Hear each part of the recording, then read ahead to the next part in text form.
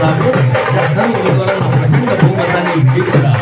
प्रभाग क्रमांक ब गटाच्या महिला उमेदवार सौ रीता दिनेश चंद्रिका पुरे, ब गटाचे संजय मधुकरराव महागाळकर आणि ग गटाच्या सौ सीमा फार मोठ्या प्रमाणामध्ये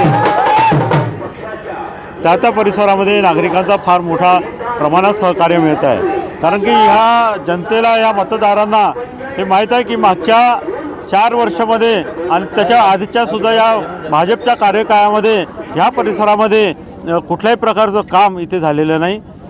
मागच्या 12 ते 17पर्यंत सुद्धा मी नगरसेवक होतो।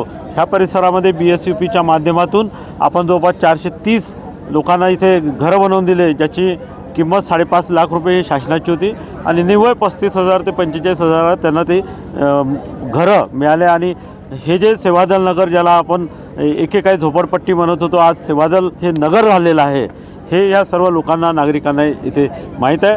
आणि पुन्हा ह्या लोकांना हे सुद्धा निश्चित माहीत आहे की जर आपल्या इथे जर कोणी विकास करू शकेल किंवा जर काम करू शकेल तर फक्त काँग्रेस पक्षच करू शकतो, हे काँग्रेसचे 4ही उमेदवार करू शकतो।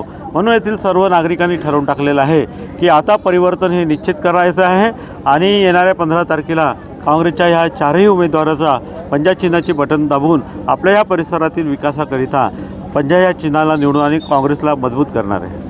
म्हणून ही गर्दी या परिसरातील सर्व मतदार हे आमच्यासोबत आज रोडवर बाहेर निघालेले आहे। झोपडपट्टीचा विकास असो की त्यांच्या आरोग्याचा, तुम्ही पुढाकार घेऊन काम केलेलं आहे, परंतु त्याचा श्रेय मागच्या वेळेस भाजपने घेतला, तर तुम्ही यावेळेस जनतेला काय सांगाल?